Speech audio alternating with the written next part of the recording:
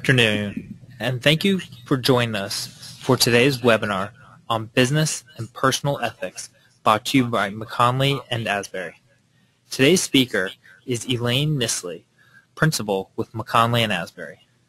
If you have any technical difficulties or feedback during the webinar, please use the built-in chat function in the webinar software to send us a message. Also, please submit questions during the webinar as well, and we will answer your questions either during the webinar or at the end. We will be posting a recap of today's presentation on our blog at www.macpas.com/MA-news. Look for that post to be up either tomorrow or on Monday. You will be receiving CP credit for attending this 1-hour webinar. CP certifications will be sent out via email within the next week. So without further ado, here we go with Elaine. Good afternoon, everyone, and welcome. Today we're going to talk about business ethics, and we're going to take a little bit of a unique approach. Okay. Can everyone hear me now? Okay. Good afternoon, and welcome to the Business Ethics webinar. My name is Elaine Nissley, and I'm a principal with McKonly and Asbury in their Assurance and Advisory segment. I enjoy gathering certifications, as you can see, and amongst them I'm a Certified Information Systems Auditor, Project Management Professional, Risk and Information Systems Control, and Risk Management Assurance certifications. I have over 20 years experience in risk management, internal audit, internal controls assessment, and project management. I'm also a volunteer instructor for the Institute of Internal Auditors and an adjunct professor for the University of Phoenix. And I teach MBA level courses at the University of Phoenix, and one of the things I teach is business ethics. So I've taken the liberty of using some of that material today to go through and help you understand business ethics perspectives and styles.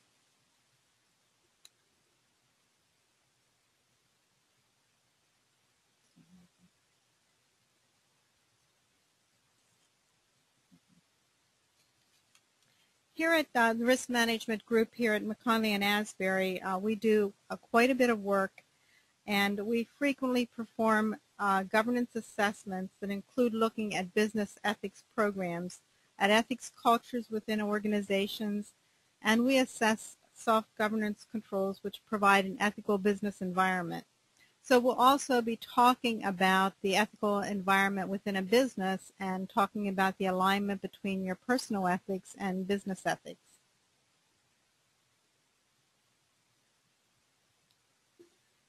We'll start off by talking about what ethics is.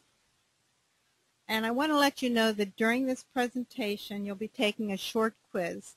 So please make sure you have a piece of paper and a pen or pencil handy. Also, you should see a hand on your display. And everyone who sees that, can you click the hand for me and put up your hand? Jen, you're right on it. Sarah?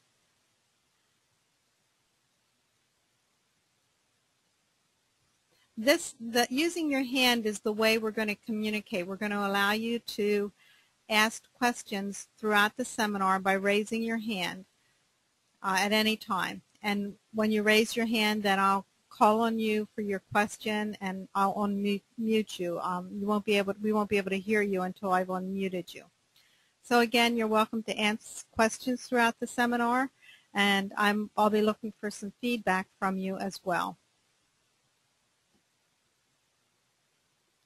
How many of you remember G.I. Joe? I see a hand up there, Doug. Janice. We have some people that remember G.I. Joe here in the class. Okay. At the end of his show, he always provided safety tips for children. You might see children in a room with smoke, and they're rushing to the door, and suddenly G.I. Joe appears and stops the children. He explains to them how to put a towel under the door to stop the smoke from coming in the room. He also teaches them to feel the door to see if it's hot. He then shows them how to leave the room via the window instead of the door. In the end, he says, now you know, and knowing is half the battle. Well, today we're going to look at the definition of ethics, and we'll go through a short quiz that will help you to understand your ethical perspective. And as G.I. Joe says, knowing is half the battle. We will learn traits of the various ethical perspectives and styles to raise our awareness, and we will discuss an ethical approach to balance our ethical perspective and look at ethics in a more objective fashion. This knowledge will assist us in determining what steps to take to develop an ethical culture which will result in consistent ethical decisions throughout the organization. Some may also come to see how their ethical perspective aligns or does not align with their organization. It will help you to better understand the basis for ethical decisions made by your colleagues in management. From an audit perspective, we will look at some of the risks surrounding ethics and the types of controls that organizations should have in place to safeguard the organization and guide the ethical decisions of management and staff. Kathy, did you have a question? Do I have my hand up by mistake? Hello? Hello, yes, Kathy. No, I'm sorry, I guess the thing keeps flashing. I'm not even on it, and I guess it raised, right? Okay. Well, let me clear everybody out. Sorry. Okay. Now, if anyone has a question, they can raise their hand. Thank you. Okay. I think we're good to go.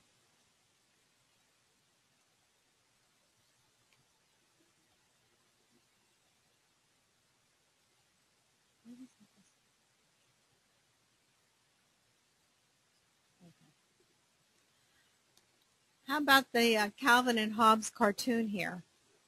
I don't believe in ethics anymore. As far as I'm concerned, the ends justifies the means. Gee, you can get what you can while the getting is good. That's what I say. Might makes right. The winners write the history books. It's a dog-eat-dog world, so I'll do whatever I have to and let others argue about whether it's right or not. Any of you know people like that? But look what happens. They get shoved, and he says, why did you do that? You were in my way, and now you're not. The ends justifies the means. Well, I didn't mean for everyone, you dolt, just me. Aha. Yes. The wonders of ethics, right?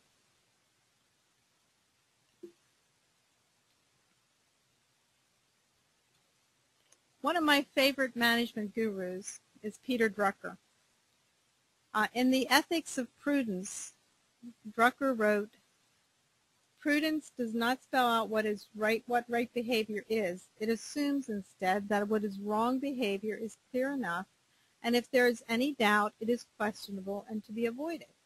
Drucker added that by following prudence, everyone, regardless of status, becomes a leader and remains so by avoiding any act which would make one the kind of person one does not want to be and does not respect.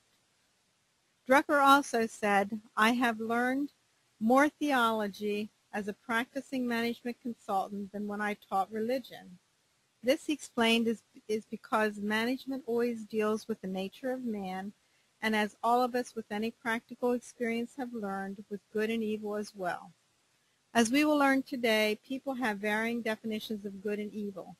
Therein lies our dilemma in trying to achieve consistent ethical decisions within our organization."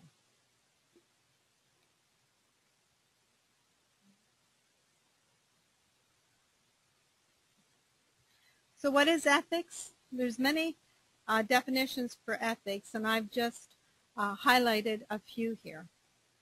Some say it's the principles of right conduct, so it's associated with your conduct. Others say it's a theory or system of moral values, so they associate it with your particular moral values. Anyone, can you raise a hand for me? Do you think there's any difference between personal and business ethics?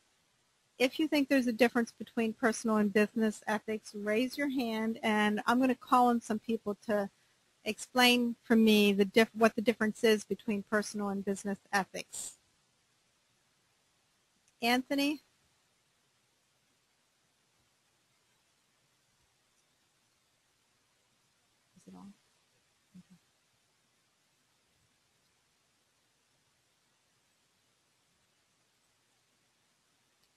Can you hear me, Anthony?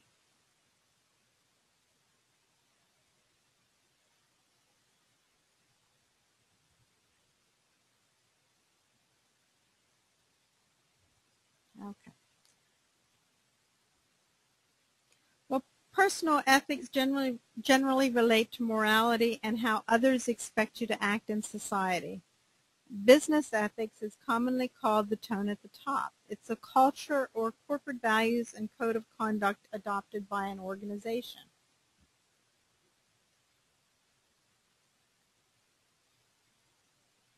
One of the issues that people face is a misalignment between personal and business ethics expectations. During this presentation, we'll discuss ways to look at both personal and business ethics and ways that you could potentially do some alignment between your personal and business ethics.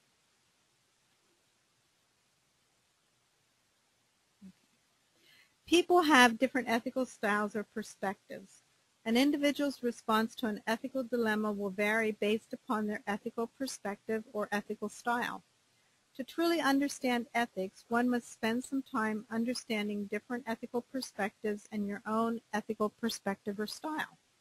There are various tools available which will provide insight into your approach to ethical decision-making.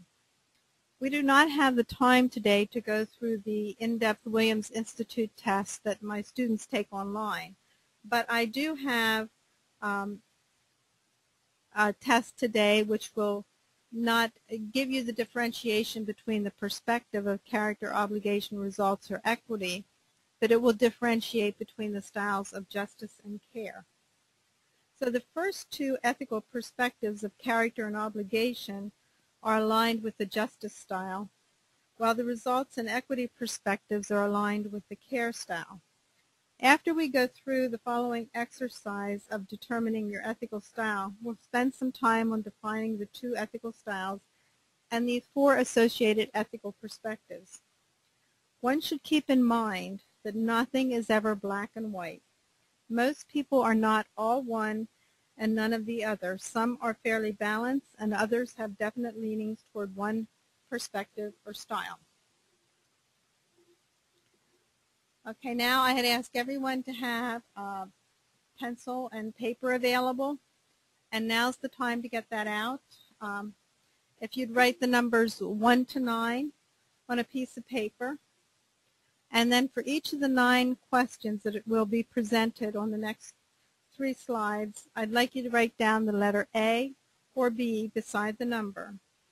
So for example, in question 1, if your immediate response is A, then you would write the letter A beside the number 1. So give me a hand if everyone's ready to go on this little test.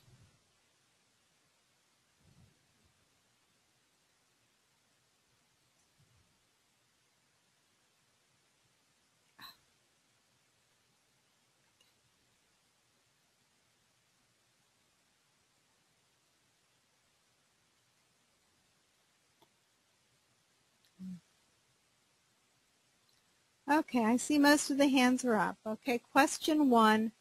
In your mind, which is worse, hurting someone's feelings by telling the truth, or by B, telling a lie and protecting someone's feelings?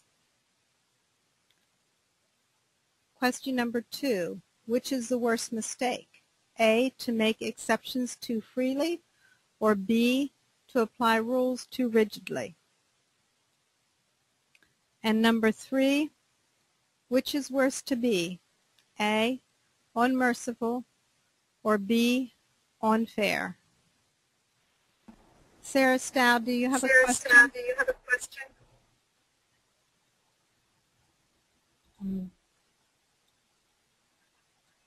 Sarah Stow? Okay.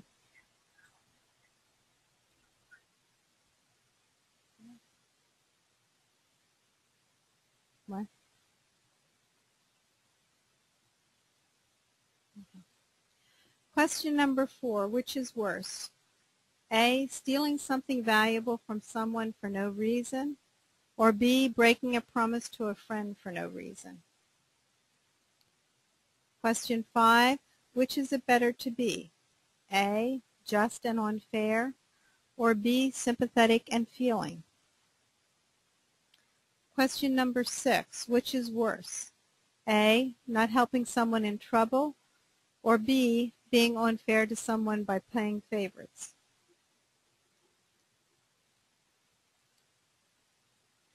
Question number 7, in making a decision, do you rely more on A, hard facts, or B, personal feelings and intuition?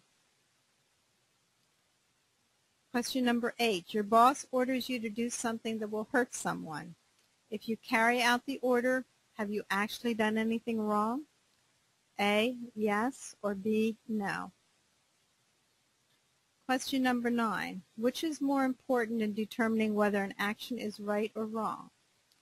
A, whether anyone actually gets hurt, or B, whether a rule, law, commandment, or moral principle is broken. Now we've completed responding to all 9 questions. I now have the scoring up on the board. If you'd mark a C or J beside each of the 9 answers, for example, if you selected A for number 1, then you would put down a C. And the more C's that you have, the more you're on the caring side, and the more J's you have, the more you're on the justice side. So if everyone could actually go through and mark down the J's and the C's and then count them. And I'm going to have a little poll that I'm going to put up for everyone to select, whether or not they've come out on the justice side or on the care side of the scale.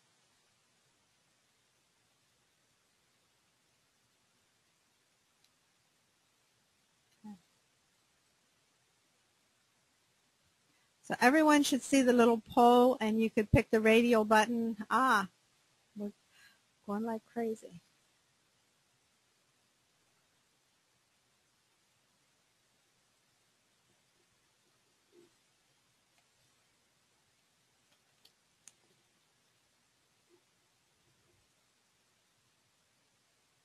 So we have 79% of the people have completed the voting so far.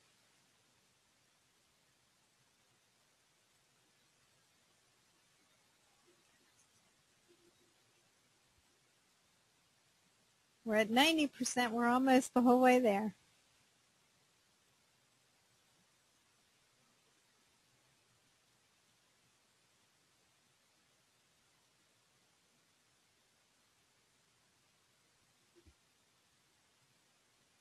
Okay, we have 1 minute left. We have 92% that have voted so far.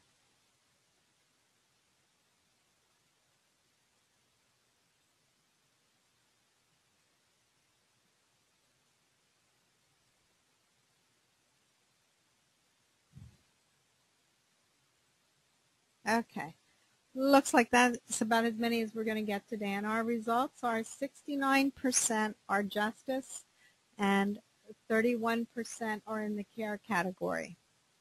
And being in a room of probably mostly accountants, does that surprise anyone? Okay, okay.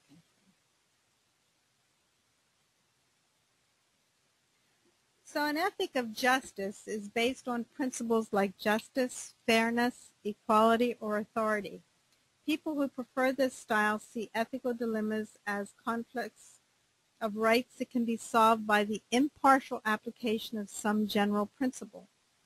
So the advantage of this approach is that it looks at a problem logically and impartially. People with this style try to be objective and fair, hoping to make a decision according to some standard that's higher than any specific individual's interests. The disadvantage of this approach is that people who rely on it might lose sight of the immediate interests of particular individuals. They may unintentionally ride roughshod over the people around them in favor of some abstract ideal or policy. This style is more common for men than women. And again, if you were closer to the middle, then you're going to have a combination of these two styles. Now, on the other hand, an ethic of care is based on the sense of responsibility to reduce actual harm or suffering. People who prefer this style see moral dilemmas as conflicts of duties or responsibilities. They believe that solutions must be tailored to the special details of individual circumstances. They tend to feel constrained by policies that are supposed to be enforced without exception. The advantage of this approach is that it is responsive to immediate suffering and harm. The disadvantage is that when carried to an extreme, this style can produce decisions that seem not simply subjective but arbitrary. Some people will call this situational ethics because it appears that the ethical decisions are not consistent, resulting in not being able to predict what a person's ethical decision will be. And again, this style is more common in, guess what, women than men.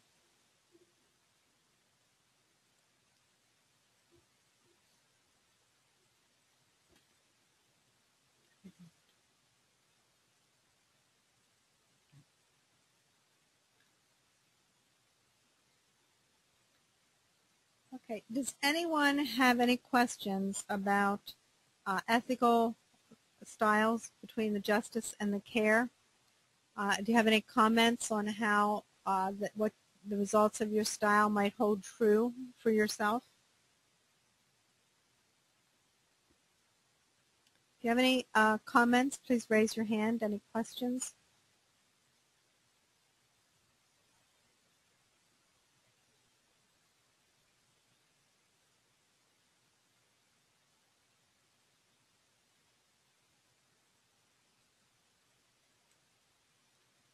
When it comes to the ethical style of an organization, you will find that the style of the senior management team is the style that's usually driven down through the organization.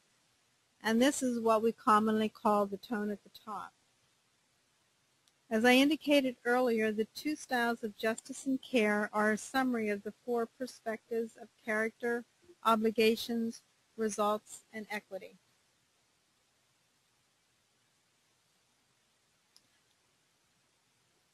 Now, when it comes to looking at ethical perspective and ethical decision making, there's actually 3 steps in the process that we're going to talk about today.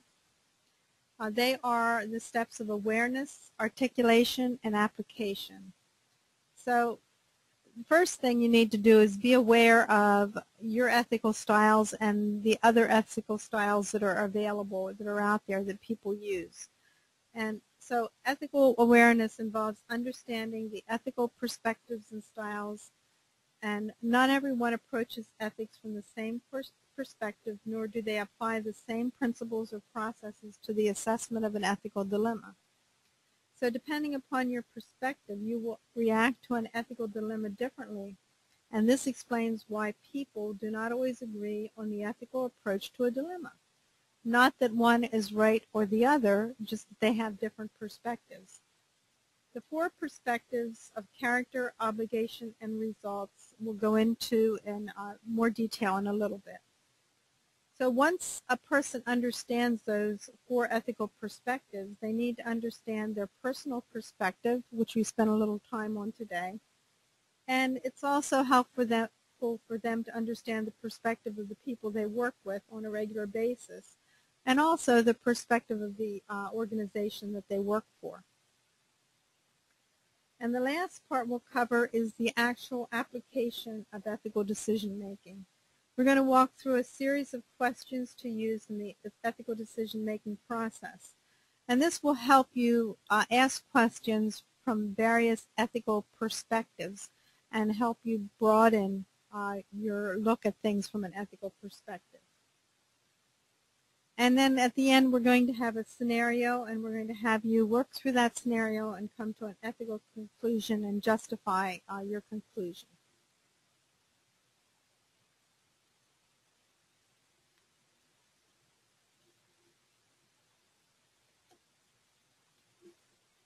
So the ethical perspective based on character or the virtues theory believes that ethics should focus on ways to help people achieve moral excellence. When asked to judge if someone's actions are ethical, the approach is to look beyond the person's actions and look at their character. Uprightness, integrity, honor, justice, benevolence are some of the character traits considered important. So character, in this case, is considered more important than the actions. It's not what you do, it's how you're feeling or what your thoughts are behind what you do. It's not just complying with the rules that makes someone an ethical person, unless that person continually strives to be a morally good person. So from a philosophical perspective, the character category aligns with the virtue ethical theory of philosophers such as Aristotle and Alasdair MacIntyre. Virtue is an old-fashioned word from Greek which means human excellence. Virtue theorists have in mind an ethic of character. Also, the character traits or virtues must be beneficial. It is not because we admire these character traits that they're valuable, it's because they're beneficial character traits. They make for better lives, and we look at the list of how people justify their ethical decisions here on the screen. So some examples from a character perspective are good people do good things. It is the right thing to do. It's only fair. It's sound moral judgment. Or we need to protect our reputation. So when you hear those kind of words, people are coming from a character perspective, ethical perspective. The ethical style for the character category is that ethics rely on the ability of individuals to make sound moral judgments. You approach ethics by developing practical wisdom and sound judgment, and you strive to be a person of wisdom and integrity. Now, these types of people that use the character basis have some frustrations as well. Although you strongly believe that mere compliance with organizational rules is not enough to build ethical character, you may work for an organization that relies heavily on a system of ethical rules and sanctions. You view this as an artificial ethical environment that is less than sincere. You may also be frustrated when ethical considerations appear to be tacked on to the real business of organizational decision-making, like an afterthought.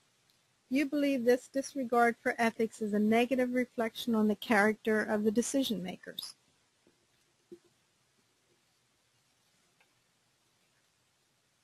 The next perspective that we'll look at is obligation. People in the obligation category base their ethical perspective on a person's duty or obligation to do what is morally right. That is, principles that represent what rational people ought to do morally. These ethical principles must be appropriate under any circumstance, respectful of human dignity, committed to promoting individual freedom and autonomy. So to judge whether a person's actions are ethical, they look at the intent behind the actions rather than focusing on the results. The end does not justify the means in this case. The obligation category is most likely closely aligned with the deontological ethical theory by philosophers such as Immanuel Kant and John Rawls. This ethical style does not support social traditions and policies aimed at the best interest of society as a whole. If any individual is denied the opportunities to which they are entitled as human beings, you'll advocate policies intended to ensure equal respect and opportunities for all. Moral decisions must reflect the free choice of the individuals. So some examples of what frustrates a person who uses obligation as their basis for their ethical decisions. What you determine to be the right choice may not appear to be the most beneficial choice for your organization. So the right choice does not always benefit the decision maker. You also believe you have a moral duty or obligation to do what is right, which leaves little room for compromise when ethical principles are violated. That is, ethical principles from your perspective. You are frustrated to discover how various individuals define right and wrong, how conflicts are sometimes resolved in an organization setting, and who resolves them. So again, people in the obligation category sometimes have more difficulty fitting in an organization that does not have the obligation type perspective. People in the results category base their ethical perspective on the results or consequences of your actions. So the exact opposite of the ethical or the obligation category. So they consider the greatest good for the greatest number of people. And to judge whether a person's actions are ethical, they look for concrete evidence. People must not only talk the talk, but also walk the walk. What really counts in reaching an ethical decision is the bottom line. Discussions about processes and principles is not as important as what is ultimately achieved for the overall good of society. The results category is most closely aligned with the utilitarian ethical theory by philosophers such as Jeremy Bentham and John Stuart Mill. This ethical style believes that everyone has a moral right to experience the good life. One way to measure the good life is to determine how satisfied the majority of the people in our society seem to be. If most people are unhappy, something is morally wrong and needs to be fixed. An approach may be to develop rules of ethical conduct for people to follow, along with sanctions with the objective of achieving what is best for society as a whole. Or you could improve overall satisfaction by creating a more pleasant environment in which people enjoy learning and working together for the betterment of society. Some examples of your frustrations are the wide variety of competing views regarding what is good for society as a whole, and the process used to determine whose view prevails.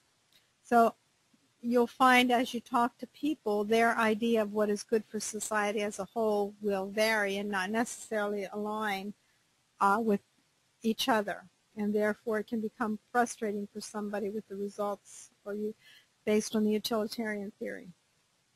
People who cling to the idealistic notion of protecting the interest of some minority of the population, which may stand in the way of achieving the good life of the majority.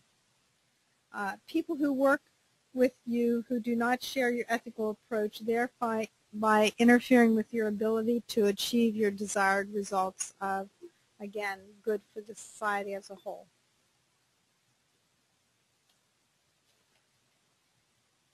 The fourth and last ethical perspective is equity.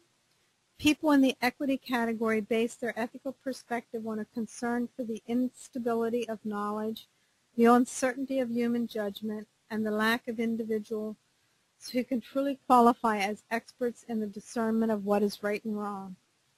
Education does not provide all the answers. The only reasonable guide to action is pragmatism and practical day-to-day experience. There's a distrust of attempts to define universal principles and moral values, which is based upon a distrust of the motives of the individuals involved. As long as decision makers disregard the cultures and lives of minorities, any discussion that suggests a unity of belief is observed. The results category is most closely aligned with the postmodern ethical theory by philosophers such as Michael Foucault and David Harvey. This ethical style believes there are no absolute standards of right and wrong.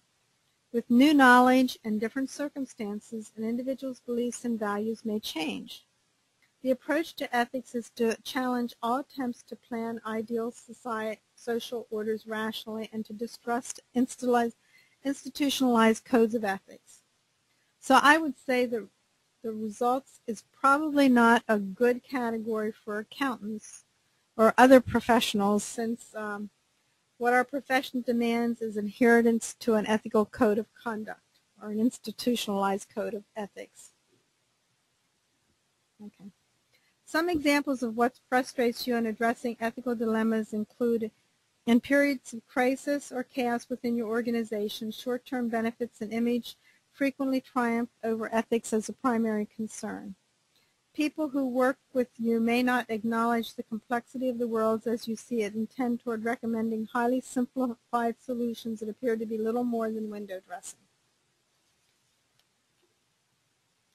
So thinking about this, everyone fell into either the justice or the care category. And you can see under justice we have character and obligation, being fairness, equality, authority, logical, impartial. And under the care, this is responsibility to reduce harm or suffering, a dislike of rules, and the work to change the bad rules. So when it comes to communicating with people on an ethical plane, really good communication is what it's all about. And I've defined that experts say that 80 to 90 and as high as 94% of communications is nonverbal. So today we're kind of sitting at a disadvantage because we do not have the opportunity to see each other. But we can still listen when others speak. We can speak non-judgmentally. We can speak from our own experience and perspective, but recognize that others have different experiences and different perspectives. And so communicate with the objective of seeking to understand. And don't speak for others. Allow others to speak for themselves. And manage your own personal boundaries. Just share what you're comfortable sharing and don't go outside those boundaries. And the same for others. Respect the personal boundaries of others when you're communicating. Avoid interrupting in side conversations, and make sure that everyone has time to speak. So again, if you're trying to resolve an ethical dilemma, have open communication. Give people the opportunity to speak from their perspective and be open, understanding that people, if you look at the ethical dilemma from all different types of perspectives, you can come up with a much better solution.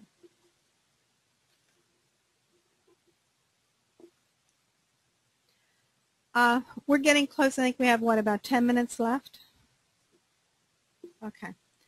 Does anyone have any questions so far on what we've covered on the ethical characters, results, obligation, any of the perspectives or any of the ethical styles of justice and care? Any comments? I'd like someone to put up their hand and speak so we know this thing works.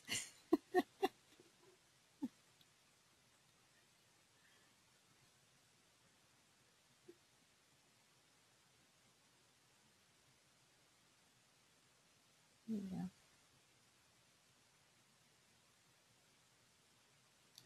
I'll give just a few more seconds and then I'm going to call on someone.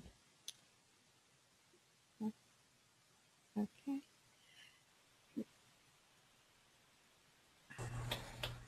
Glenn? Yeah, I know. Can you hear me? Yes, I can. Oh, okay, it works. Yeah. Now, one thing that was interesting with ethics is that when a company goes international or to different countries, the ethical value system really changes drastically in how each country sees the ethics of that country. So I think that's even harder when you go international. Absolutely. But again, regardless of the country you're in, you'll find people fall into one of these ethical perspectives. So I think helping to understand the ethical perspectives can help you understand where people in other countries are coming from. Would you agree? Oh, definitely. Okay. Well, thank you, Glenn. Do we have any other hands? Anyone else brave enough to give us some comments?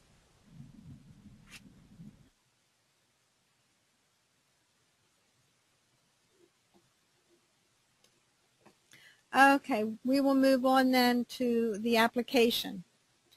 When it comes to ethics, sitting on the fence is really not an option. An ethical decision is not someone else's opinion, but your own opinion. And when faced with an ethical dilemma, what are some actions that you as an individual can take to arrive at a decision?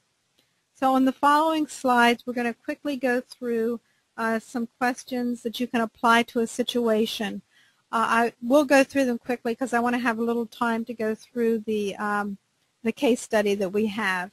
And as we had indicated these slides will be available via our website.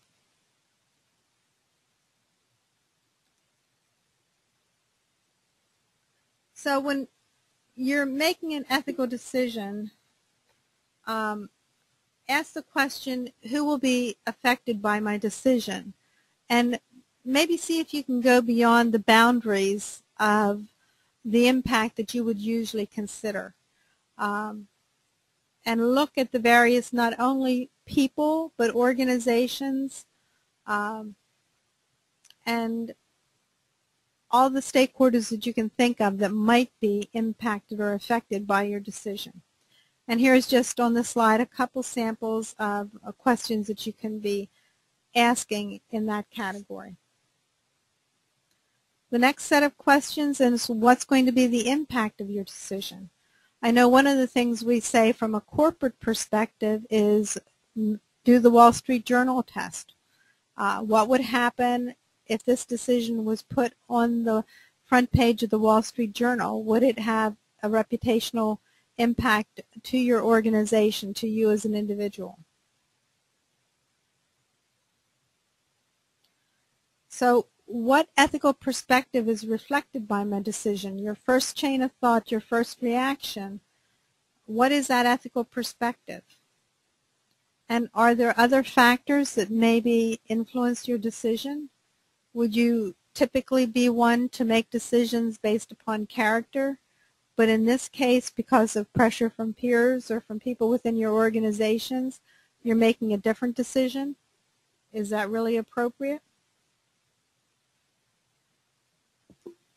And can you justify your decision on ethical grounds?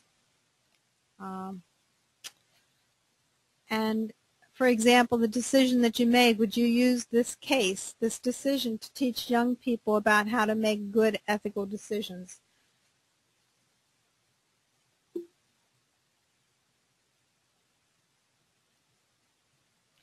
Okay, we've gotten to our ethical dilemma.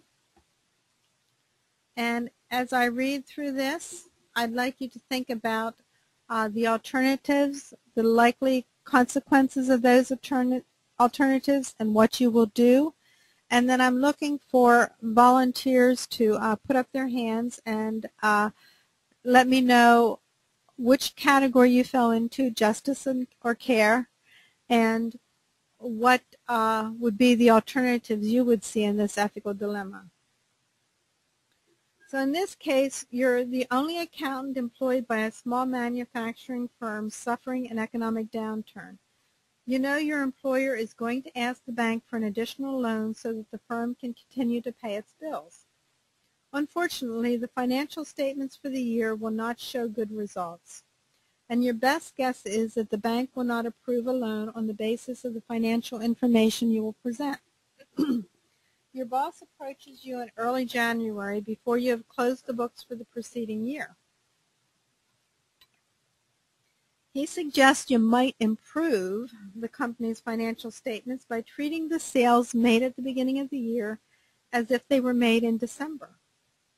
He says you can cover up the trail so that auditors will not discover the discrepancy. You know this step is against the professional rules of FASB, and you argue with your boss about it. He tells you that without the bank loan, the business is likely to close. That means you and everyone else in the firm will be out of a job.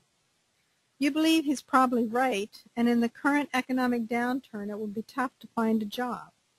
So what are your alternatives in this situation? Again, I'm looking for a show of hands for people to respond to the question. Isn't this? This is on.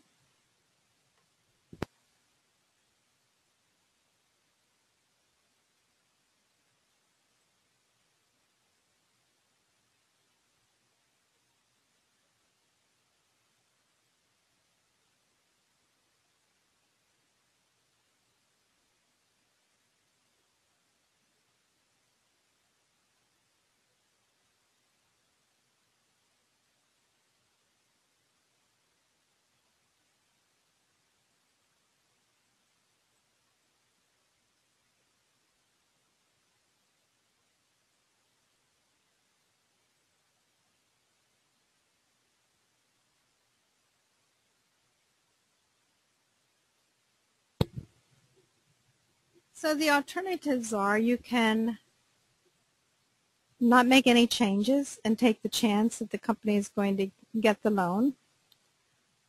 Or you can do as your boss asks and falsify the financial statements.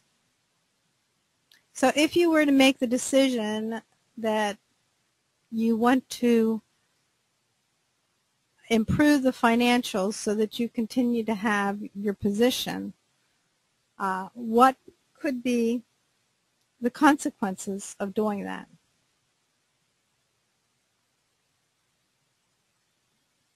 And again, let's assume that we're in a publicly traded company.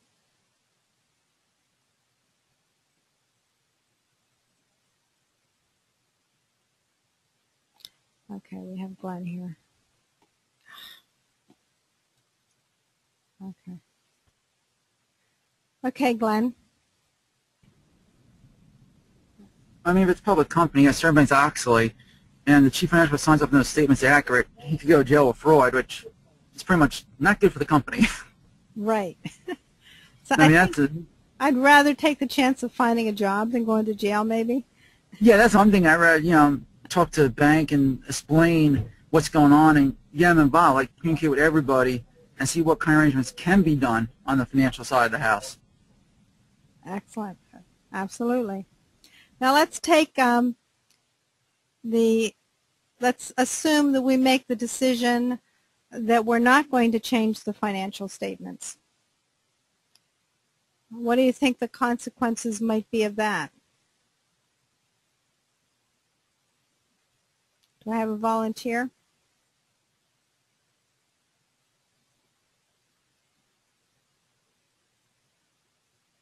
M&A, watch out because I'm soon calling one of you. Okay, Kimberly. Well, your boss might get rid of you either way. We're not true. going along with them. Absolutely. But that's the chance we take as a CPA. Right. But it would definitely keep you out of jail, you think? Yes. Very good. Thank you, Kimberly. Okay. We have a little bit of more time, and we're going to talk a little bit about the risk related to the ethical environment. Does anyone have any questions before we move on?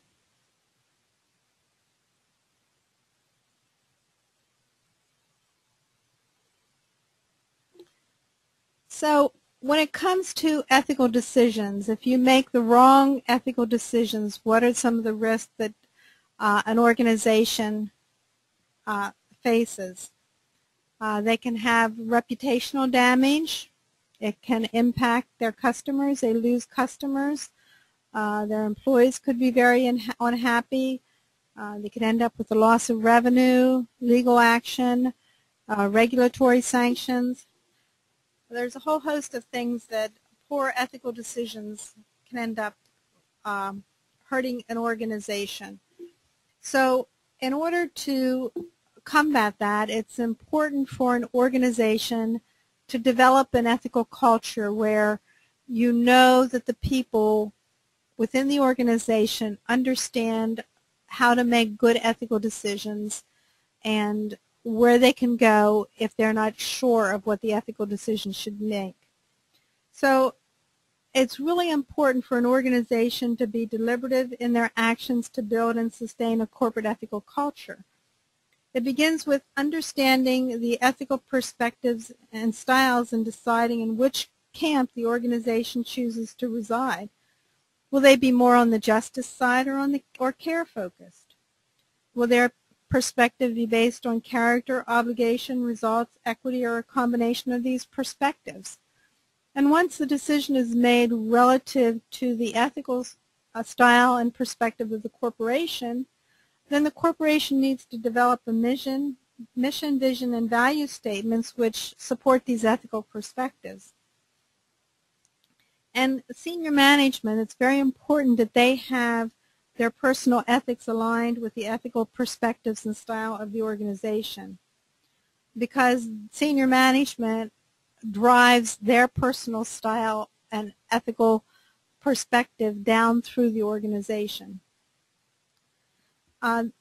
Your Expectations of the people in the organization must be written into policies and procedures and lived out daily by the organization's management. The employees must be trained using examples of ethical dilemmas along with solutions which align with the ethical perspective and culture of the organization. And key to all good controls is the vigilance and monitoring of management and opportunities for employees to question actions or just to ask and verify they are making the right decisions before making a decision they may regret. You need to also have a method for individuals to be able to report anonymously. So now, once we have the processes in place and we have the people trained and we have a process to report and recognize suspected unethical character, the organization also needs to have processes in place to respond appropriately to reports of suspected unethical conduct. If you give people a way to report their suspicions, but nobody ever follows up and they don't see anything done, people are going to stop bothering to report. Ideally, there's an ethics committee which will oversee any of these investigations, and they'll insist on determining the root cause of the issue, not just addressing the symptoms and solve the issue at the core. The ethics committee must have sufficient authority to adequately conduct an investigation and obtain cooperation in implementing any corrective actions. Reaction is good, but there needs to be proactive measures as well. Things like background checks and effective systems of internal controls can be great deterrents to unethical conduct. So, in short, you limit the opportunity for making unethical decisions, you instill a fear of consequences, and you also eliminate corporate motivation. You make sure that the corporate incentives do not reward employees for participating in unethical behavior. Is that done? Okay, any questions from anybody on the materials that we covered today?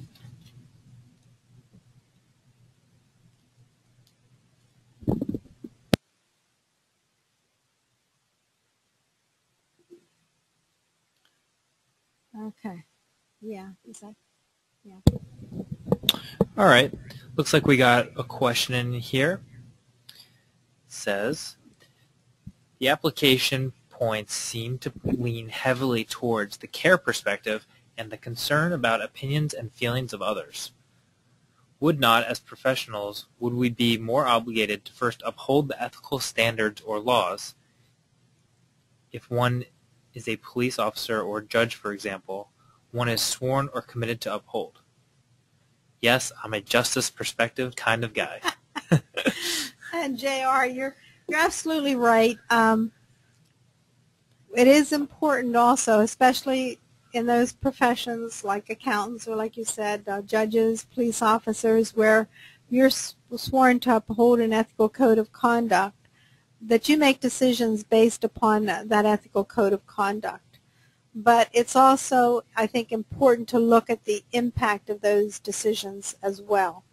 But when it comes to a law, it's generally pretty much black and white, I believe. Looks like we got another question in here from Glenn. One question I had in another ethical class was a case study as follows.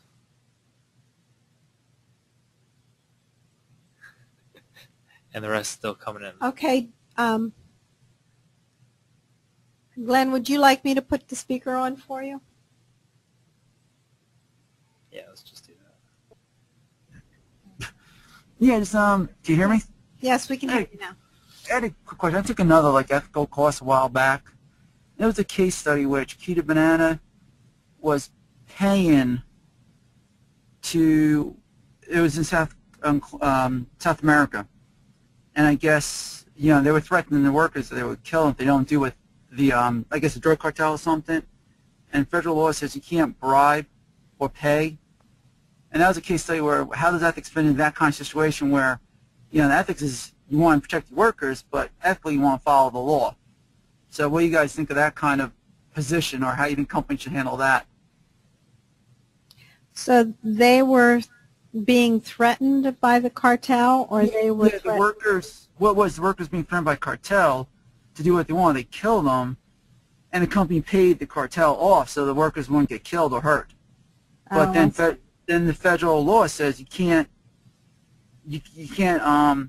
bribe, or the one federal, right. I forget exactly which right. one. So how do you deal with that?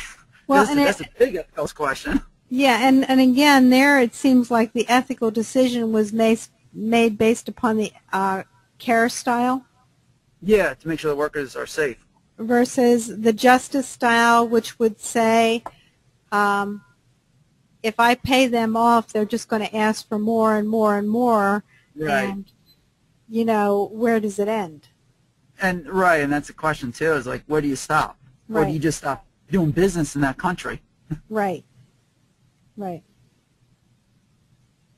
So again, I think, and each organization is different, and that's where I think you need to decide what the culture is going to be. In that particular case, if it was a culture of care, they decided they were going to pay off the cartel so that the workers did not get killed, whereas another organization might be on the more on the justice side and say, I'm just not going to do business in that country. So a very good example, Glenn. Any other questions, comments? Well, thank you, everyone, for joining us today. And certainly, we will post all this information, including my contact information, out on the website. Feel free to send me an email if you have any more questions. Thank you.